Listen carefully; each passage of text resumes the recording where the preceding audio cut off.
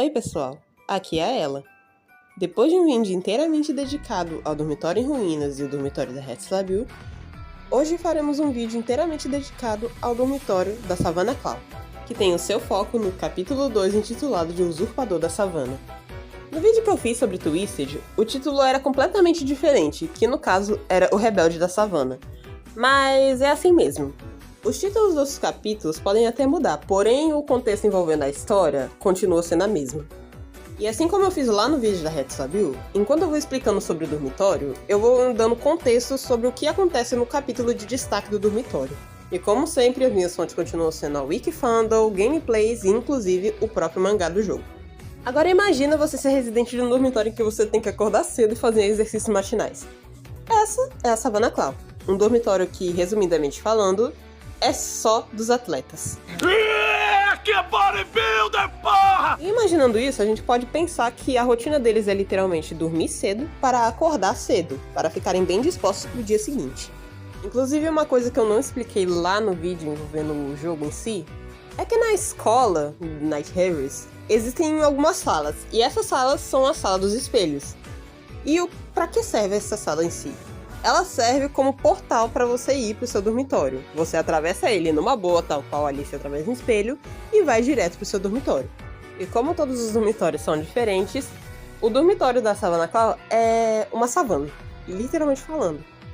A gente pode dizer que é o segundo dormitório que tem uma temática de deserto, digamos assim. Isso porque tem um outro dormitório que eu também vou fazer um vídeo mais pra frente. E já na entrada do dormitório tem referência, como vocês podem ver aqui, que no caso é o crânio de elefante aqui, que serve de enfeite. O hall de entrada é uma área de descanso, com direito à piscina e uma cachoeira. Quando anoitece, tem o seu efeito de luz para iluminar. E os corredores que dão pro quarto de alguns alunos tem umas áreas de ponte e também uma área aberta, como vocês podem ver aqui. E por fim, como última área desse dormitório, como eu disse que só tem atleta, também tem a sua própria quadra de treino, onde todo mundo, depois de acordar cedo, vai fazer corrida matinal, fazer polichinelo, etc, etc. Se tratando de uma escola de magia, claramente não tem apenas o exercício físico, eles também fazem exercícios envolvendo suas magias para poder fazer um treinamento para caso tenha um interclasse da vida. E falando nisso, é assim que a gente pode resumir o que se trata o capítulo 2 do jogo.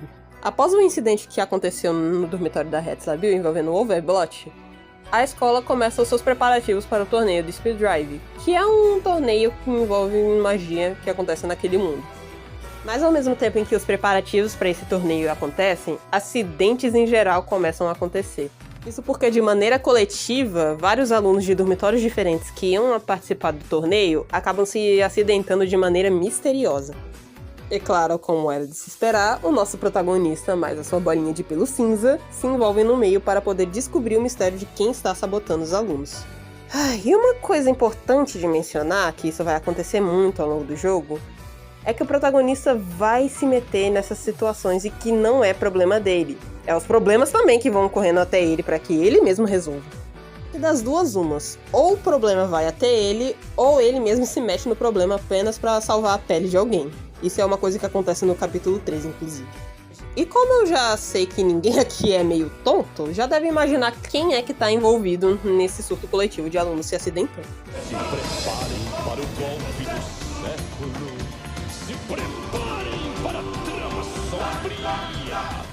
E não vão se enganando com essa carinha dele não, porque o que ele tem de preguiça, ele tem de inteligente. Mas, como diz uma amiga minha, ele não é preguiçoso, ele só é desmotivado. E isso fica bem à mostra na história de fundo dele, que é mostrada lá pra reta final do livro 2, que ele é descrito como um príncipe rejeitado.